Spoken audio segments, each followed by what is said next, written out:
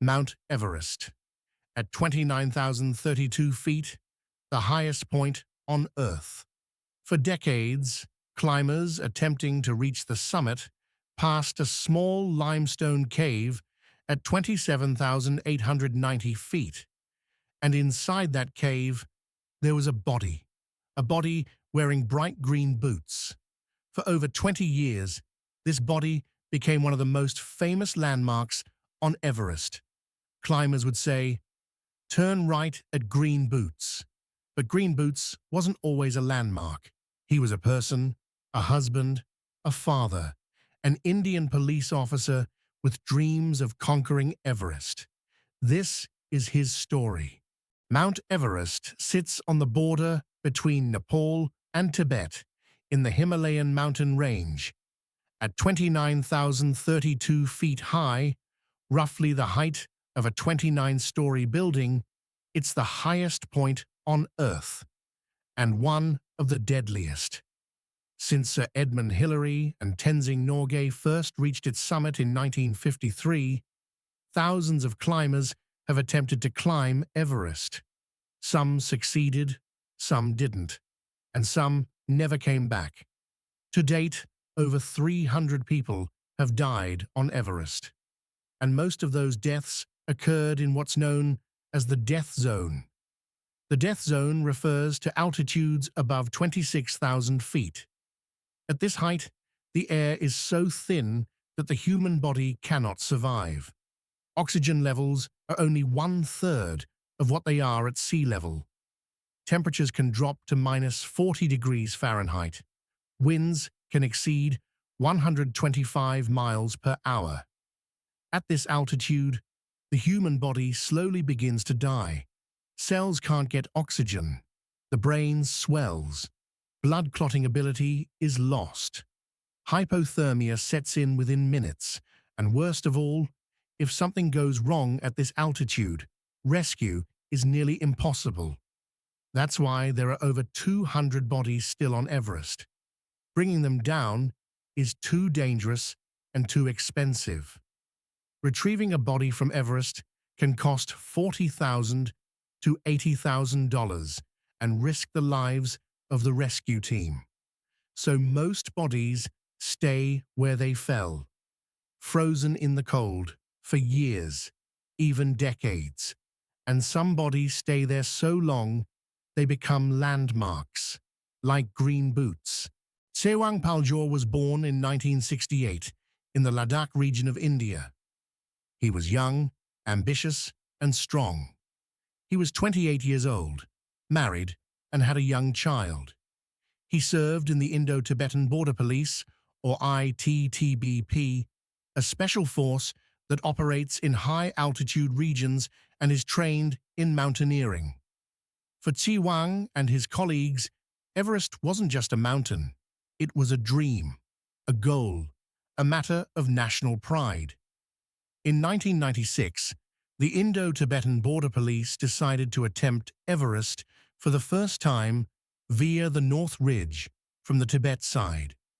This was a historic opportunity to plant the Indian flag on the summit. The team consisted of 6 climbers. The leader was Dorji Morup, experienced, reliable, strong. The other team members, including Tsewang Paljor and Tsewang Smanla, were all ITBP officers and all dreamed of climbing Everest. Preparation took months. Physical training, altitude acclimatization, equipment checks. Everything was going according to plan. In May 1996, the team reached the north side of Everest and began their ascent. Tsewang wore bright green Koflach mountaineering boots. These boots were standard issue, warm, durable, designed for high altitudes. But these green boots would later make him recognizable worldwide, for all the wrong reasons. May 10th, 1996. This date is remembered as one of the deadliest days in Everest history. On this same day, on the south side, the famous Into Thin Air disaster occurred. 8 climbers died on the South Ridge that day, the tragedy that became the subject of John Krakauer's famous book. But on the north side, the Tibet side, another tragedy was quietly unfolding. Tsewang Paljor, Dorji Morup, Tsewang Smanla, and the other team members were preparing at the final camp. Summit day had arrived. On the morning of May 10th, the team set out for the summit. Weather was initially good, clear skies, moderate winds, but on Everest, weather can change in minutes. During the climb, the team began to split up. Some members were tired, some were sick. Altitude sickness was showing symptoms. Eventually, only 3 people continued toward the summit: Tsewang Paljor, Dorji Morup, and Tsewang Smanla. Around 3:30 p.m., all 3 reached the summit. But this was a problem, a very big problem. There's a golden rule on Everest. If you don't reach the summit by 2 p.m., you must turn back. Why? Because descent takes longer than ascent, and being in the death zone after dark is a death sentence. When Tsewang and his companions were at the summit at 3:30 p.m., they were already 1.5 hours late. And then the weather changed. During the descent, the sky began to darken. Wind was picking up. Snow started falling. Not light snow, heavy, blinding, suffocating snow. Within minutes, a full blizzard hit. Visibility was nearly zero. Tsewang couldn't see the rope in front of him. Wind was so strong that standing was difficult. Temperature dropped to -40 degrees with wind chill. The 3 men tried to move together, but conditions were too severe. Exhausted, beginning stages of hypothermia, oxygen running out. And then, in the whiteout, the team separated. Dorji Morup was leading, and at some point, when he looked back, he couldn't see Tsewang and Smanla. They were lost in the storm. Dorji had to make a choice: go back and search for them, and probably die himself, or continue descending alone. In the death zone, this choice is usually clear. You save your own life, because trying to save someone else usually leads to 2 deaths. Dorji continued his descent. Miraculously, he survived and reached camp. But Tsewang Paljor and Tsewang Smanla were lost. Tsewang Paljor and Tsewang Smanla tried to continue together in the storm, but they were too tired, too cold. Their oxygen was running out, and they had completely lost the route. Hypothermia was at an advanced stage. Fingers numb, face frozen. Thinking becomes difficult. Moving becomes difficult. And then in the storm, they saw a small limestone cave. The cave wasn't very large. Maybe 1 or 2 people could fit. But it provided shelter from the storm, a temporary refuge.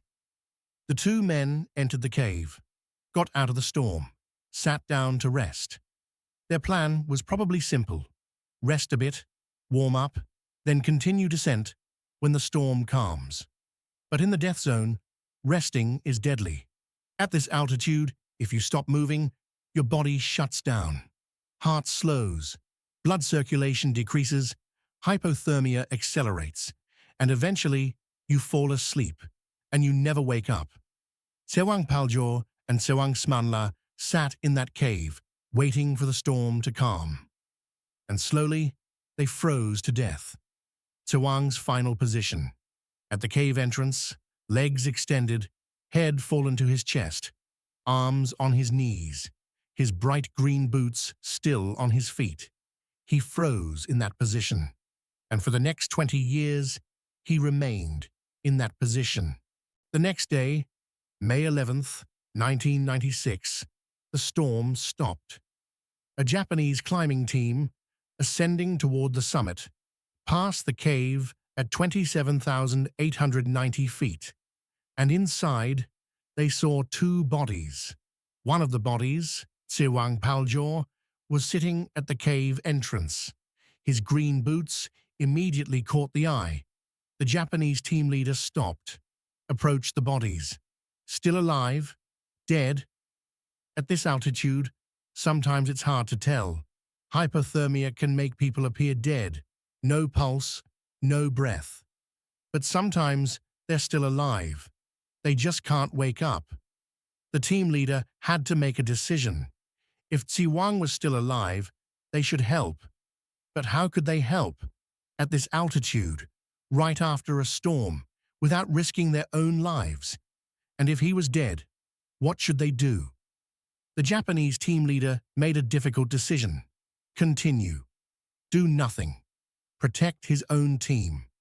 This decision has been debated for years. Was it ethical? Was it right? But in the death zone, ethics are different. You can't risk your own life to save someone else, because then two people die.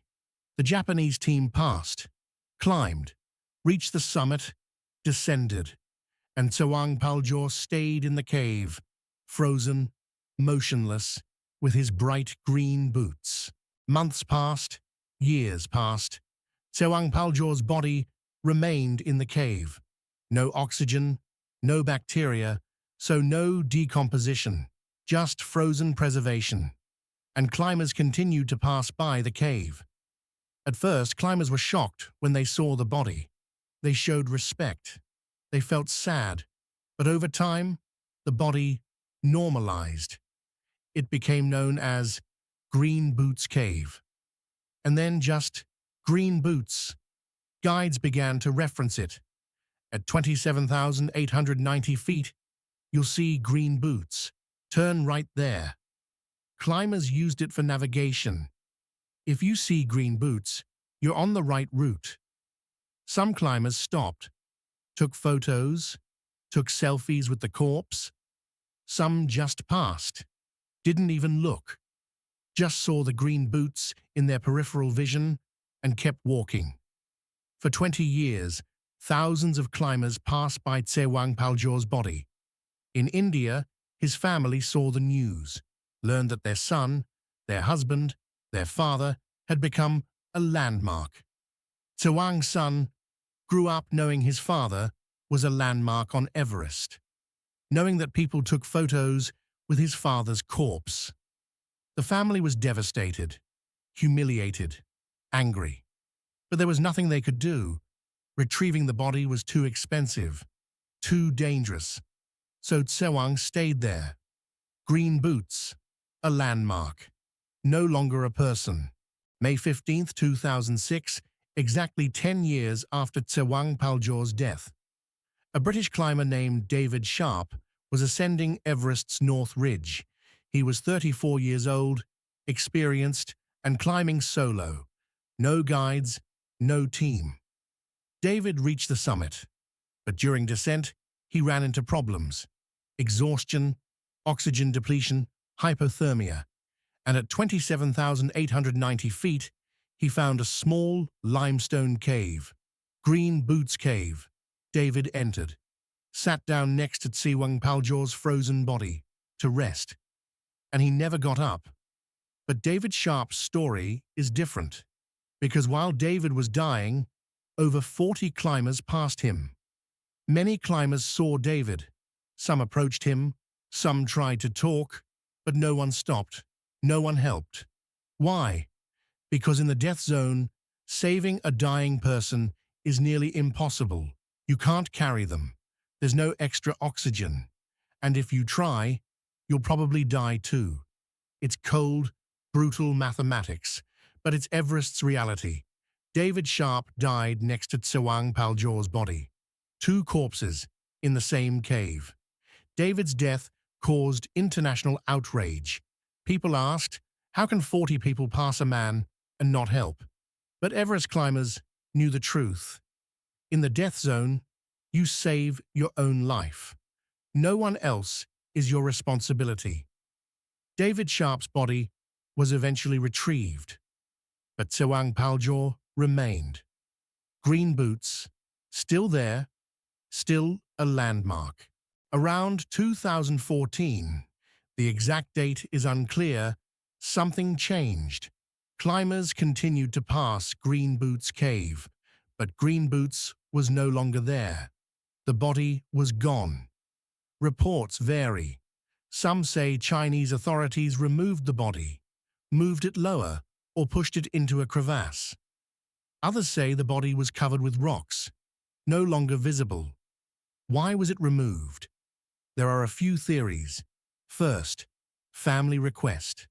Tsewang's family had fought for years. Maybe eventually, the pressure worked. Maybe the Chinese government agreed to remove the body respectfully. Second, tourism pressure. Everest was becoming more commercial. Guides complained that passing corpses was too disturbing for clients. Maybe Green Boots was bad marketing. Third, ethical concerns. After the David Sharp case, the Everest community started talking more about death zone ethics. Maybe using corpses as landmarks became unacceptable. Whatever the reason, Green Boots is gone. The cave is now empty. Climbers still pass by, but they no longer say, "Turn right at Green Boots." Where Tsewang Paljor's body is now, no one knows. Maybe it was moved lower, maybe in a crevasse, maybe covered with rocks. But it's no longer a landmark. Now it's just a tragedy, a memory, a warning. Today, there are over 200 bodies still on Everest. Some of them are famous. Sleeping Beauty, Francis Arsentiev, died in 1998. Visible for years at 29,000 feet in her purple jacket. Finally removed in 2007. Hannelore Schmatz, first German woman to summit, died descending in 1979. Her body remained for years at 27,200 feet, in a sitting position, eyes open. George Mallory, disappeared in 1924. Body found in 1999, 75 years later, still unknown if he reached the summit. And many others, unnamed. Their bright jackets visible all over the mountain, in the snow. Climbers call it Rainbow Valley. Bodies are part of Everest's reality. The mountain doesn't forgive failure, doesn't forgive mistakes. And if you die in the death zone, you'll probably stay there. Tsewang Paljor's story isn't unique, but it's symbolic. Because he wasn't just a climber who died. He was a climber who became a landmark. A human who lost his humanity. A father reduced to green boots. And that's Everest's dark side. The mountain doesn't just kill people, it turns them into monuments, into signs, into navigation tools. Tsewang Paljor's family never had a real funeral, never buried the body, never erected a gravestone.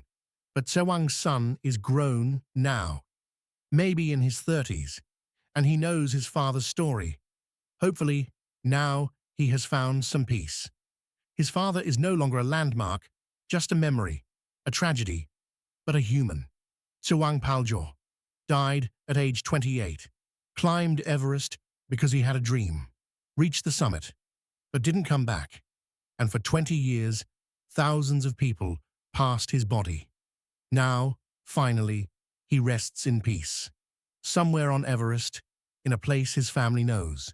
No longer green boots, just Tsewang. Everest is the world's most dangerous mountain.